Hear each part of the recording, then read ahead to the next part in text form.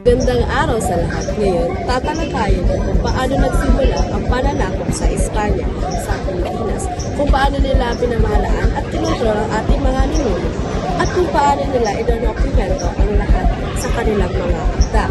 Pag-uusapan natin ang kabutihan at kasamaang dulot nito mula sa pagunlad hanggang sa pagsamantala. At iuugnay natin ito sa mga totoong halimbawa para mas madaling maintindihan.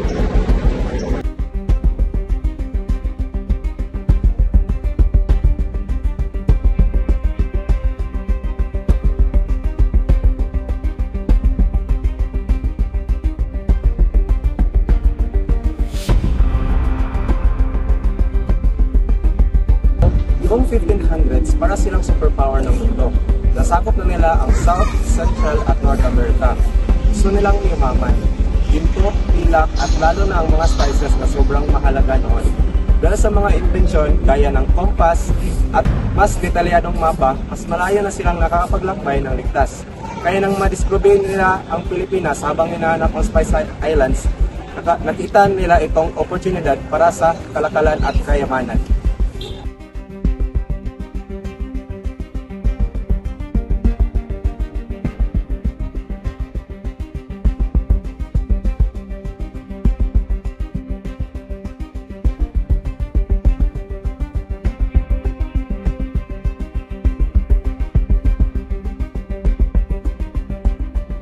Tayo tuloy yung sinakop. May dalawang mahalagang paglalakbay muna. Una, Nino Magellan noong 1521 at Villalobos noong 1543. Hindi pa ito pagtatalaga ng kolonya, pero nagbigay ito sa Espanya ng mahalagang impormasyon tungkol sa ating mga isla. Pagdating ni Legazpi noong 1565 at pag-angkin sa Pilipinas para sa Espanya, doon nagsimula ang 333 taong pamamahala ng mga Kastila.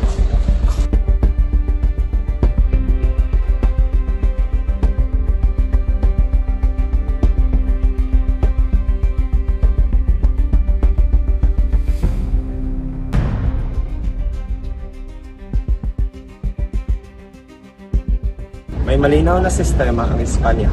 May kasunduan ng hari at mga konkistador. Sasakupin ng konkistador ang lupain para sa Espanya at kapalit nito, bibigyan silang ng kayamanan at kapangyarihan. Kaya kahit sinabi nilang nagdala sila ng kapayapaan at Kristiyanismo, kasama rin dito ang pagkuha ng ginto, lupa at lakas paggawa ng mga katutubo. Naging magkasama ang pacification at exploitation.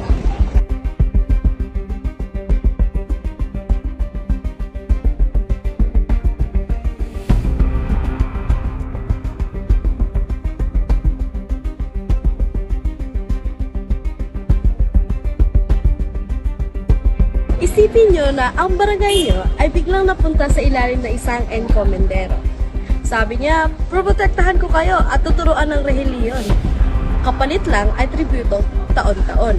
Sa una, parang patas.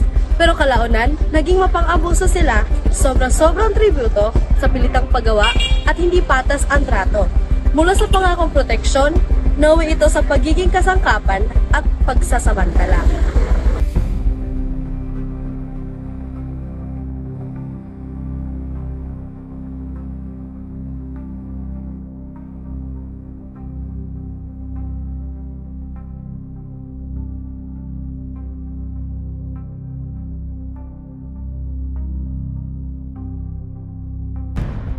Bibigyan ko kayo ng senaryo.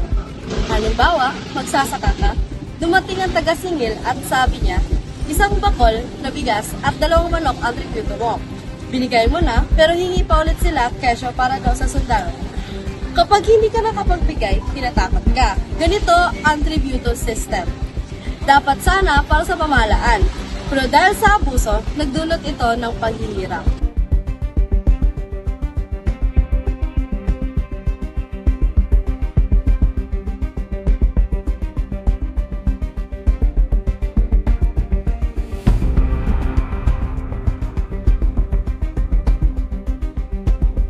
Isipin mong kailangan mong iwan ang pamilya mo ng 40 days para gumawa ng simbahan at bangko nang walang sahod.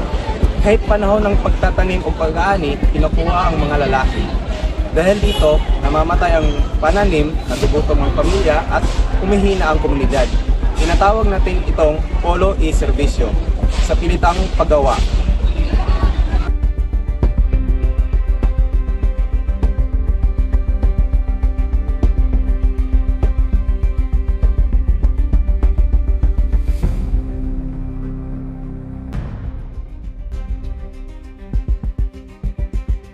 Samantala, inuutosan ang mga magsasaka na ibenta ang ani sa gobyerno. Kung ang palay mo ay 1,000 ang halaga, babayaran ka lang nila ng 300. Kung hindi pera, bibigyan ka ng papel na nangangakong babayaran ka daw mamaya. Pag kailangan mo ng bigas, ibibenta nila pabalik sa iyo ng mas mahal. Maraming magsasaka ang nabaon sa utang dahil nito.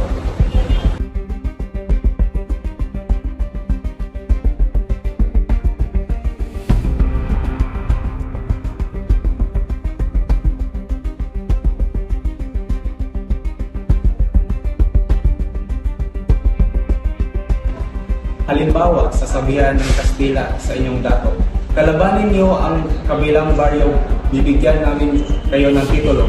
Magkalaban kayo pero pareho kayong Pilipino. Ganito pinigilan ng Espanya ang pagkakaisa. Kapag nagkaisang tao, pwede silang magrebelde, kaya dapat hati-hati. Transformation of datos.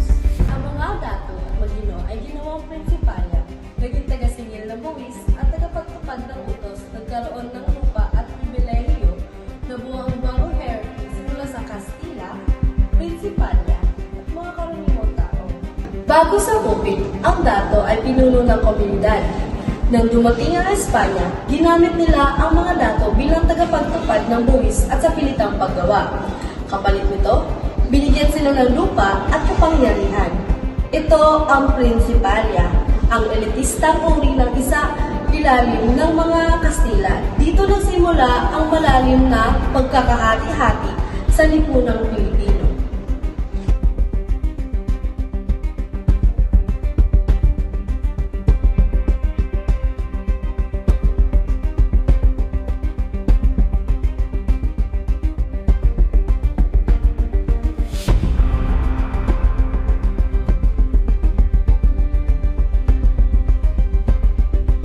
Dahil sa sobrang buwis sa pilitang paggawa at abuso, labis na naghirap ang mga Pilipino. Nawala ang kapangyarihan ng tradisyonal na leader at umasa sila sa Kastila. Dahil dito, maraming nag-alsa gaya ni Daguhoy at sila. Pero dahil hawak ng Espanya ang simbahan at pamahalaan, mahirap silang pabagsakin. Karamihan ng tala tungkol sa unang panahon ng kolonisasyon ay galing sa Kastilang misyonero at opisyal. Mahalaga ang kanilang akda pero may bias. Madalas nilang imbita ng mga Pilipino bilang disibilizado upang mabigyan katwiran ang pananakot. Si Juan de Plasencia ay isang Franciscan missionary. Sinulat niya ang social classes ng Tagal, ang dato, arnika, hawa at alipin. Pinukoy din niya ang relihiyon, batas at pamumuhay. Pero dahil missionary siya, tinawag niya itong idolatry at barbaric. Kaya mahalaga ang akda niya pero may kasamang pagtingin mula sa pananaw ng Kastila. Si Antonio de Morga ang sumulat ng Successos at nagbigay siya ng mas balanseng pagtingin. Pinuri niya ang tapang at talino ng mga Pilipino sa paglalayag ng kalakalan. Noong 1890, pinasa at inedit ito ni Rizal para ipakita may sarili na tayong kabiyasan bago pa dumating ang Kastila.